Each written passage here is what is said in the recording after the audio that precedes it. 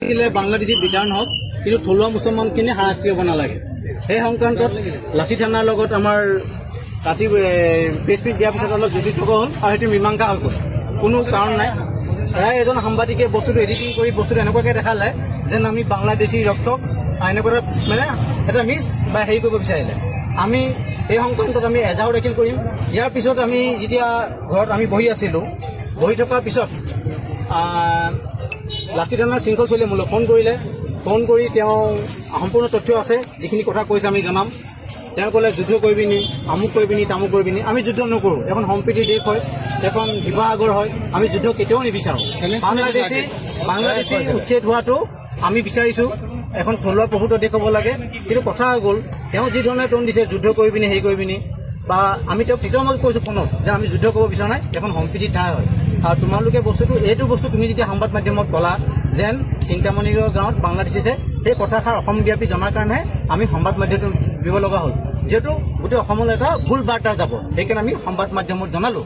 কিন্তু মূল কথা হৈ গ'ল, এতিয়া তেওঁ মোক জনাইছিলে ফোনত যুদ্ধ কৰিম আমুক কৰিবি তামুক, ক'লৈ আহিব লাগে, মাৰিম কাটিম ধেৰ কিবা কিবি একচেপ্ট কৰিছোঁ।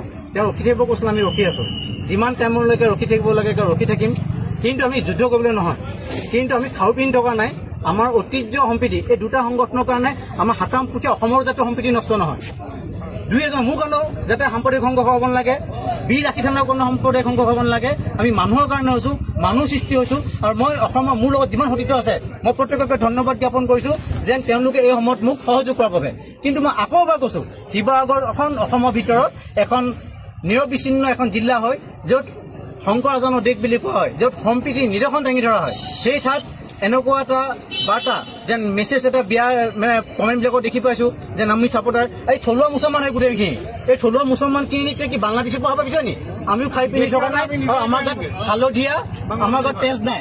কিন্তু কথা হৈ গ'ল, আমি প্ৰশাসনক আহ্বান জনাইছোঁ, আমি অনুৰোধ কৰিছোঁ যেন এই পৰিস্থিতিটো ইমানতে হাম কাটে, ইয়াৰ এটা বিবেচনা হওক। যদি চিন্তামণিগড় বাংলাদেশী আছে দেখা দিয়ক, আমি তাৰ পৰা বাঢ়ি কৰিম, আমি নিজে উঠাবলৈ যাম তাৰ পৰা। কিন্তু কথা হৈ গ'ল আৰু প্ৰশাসনকো অনুৰোধ জনাইছোঁ, এইকেইদিনতে আপোনাৰ তদন্ত কৰক। 3 দিনৰ ভিতৰত আমি প্ৰশাসনক এটা অনুৰোধ জনাইছোঁ, তাত যদি বাংলাদেশী আছে আপোনালোকে আজিৰ পৰা গৈ পেলাই হেৰি কৰক। অন্যথা পিছৰ পৰ্যায়ত যদি আকৌ কৈ আহিলে মনে বহাই দিবও পাৰে, আমি কেনেকৈ গম পাম? সেইকাৰণে এইকেইদিনৰ পৰা গৈ পেলাই আপোনালোকে তাত বাংলাদেশ উচ্ছেদ কৰক আৰু শান্তি সম্প্ৰীতি বজাই ৰাখক। আৰু তেওঁলোকে যি শৃংখল চেলেঞ্জ কৰিছিলে, গৈ আছোঁ, ৰখি আছোঁ। খেতক আমাৰ কোনো আপত্তি নাই। কিন্তু থলুৱা যিসকল মুছলমান আছে, যিসকল অসমৰ মুছলমান আছে, মিয়াই হওক, গৰিয়াই হওক, মৰিয়াই হওক, যিয়েই হওক, মুছলমান হিচাপে অসমৰ বাসিন্দা হয়, এই ভাৰতবৰ্ষৰ বাসিন্দা হয়। তেখেতক কিন্তু বহুত দল সংগঠনৰ নামত তেখেতে কি কৰি আছে, হাৰাশাস্তি কৰি আছে। এই হাৰাশাস্তিটো হ'ব নালাগে।